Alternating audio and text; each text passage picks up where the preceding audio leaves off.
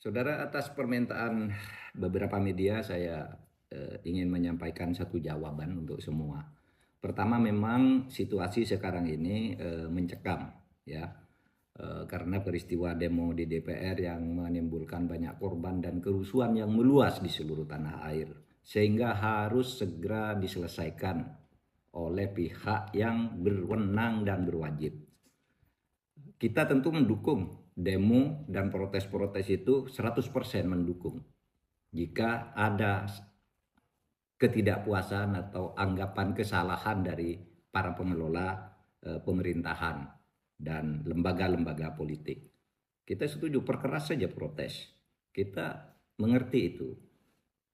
Tetapi yang terjadi sekarang mungkin sudah terlalu jauh. Satu, sudah menewaskan saudara Afan yang di DPR itu. Jangan lupa, di Makassar juga diberitakan hari ini 3 orang tewas ketika gedung DPRD itu diserbu oleh massa dan dibakar.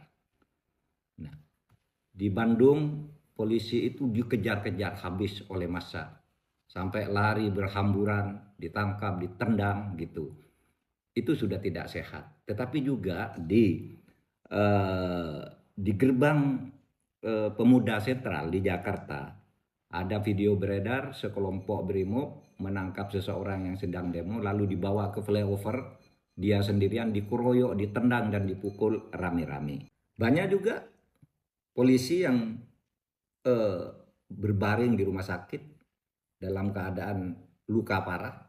Bahkan ada polisi yang diculik dari Brimob Metro yang wajahnya luka luar biasa, bahkan badannya juga dipaku. Di jalan-jalan sekarang, yang terutama di depan beberapa polres yang tadi pagi saya lewat ketika menuju bandara, menuju Halim, itu banyak bangkai-bangkai mobil dan bekas bangunan-bangunan dijebol karena penjarahan. Oleh sebab itu, saudara, mari kita sadari bahwa ini tidak bagus, harus kita selesaikan. Para demonstran, saya tetap mendukung, tapi mari terukur juga agar negara ini selamat. Kepada petugas lapangan juga supaya tidak sewenang-wenang. Saya paham petugas lapangan itu terjepit.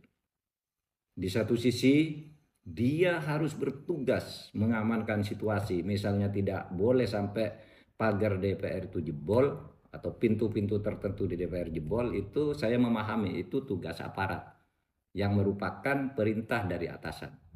Tapi juga dia di lapangan menghadapi massa yang sudah mulai sangat marah.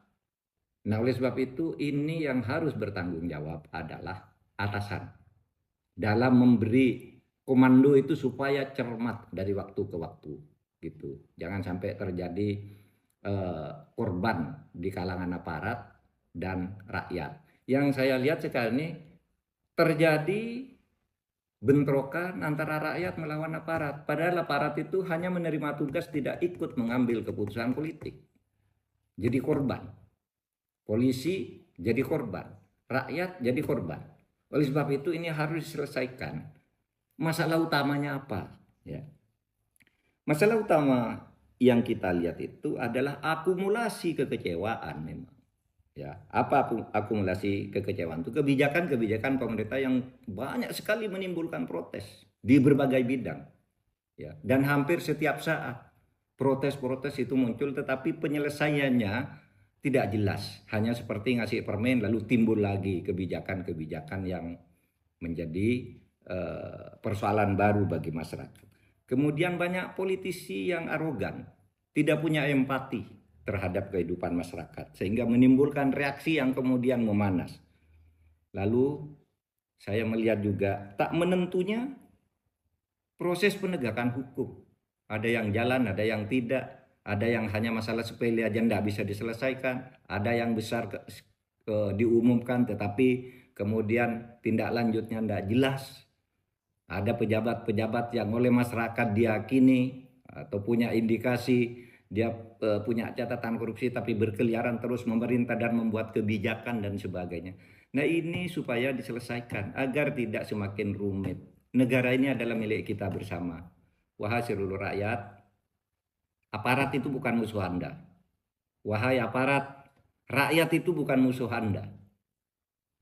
Anda harus menanggung akibat karena kebijakan-kebijakan dan para pejabat dan pemimpin yang korup sebenarnya. Dan penyelesaiannya harus di sini. Terima kasih.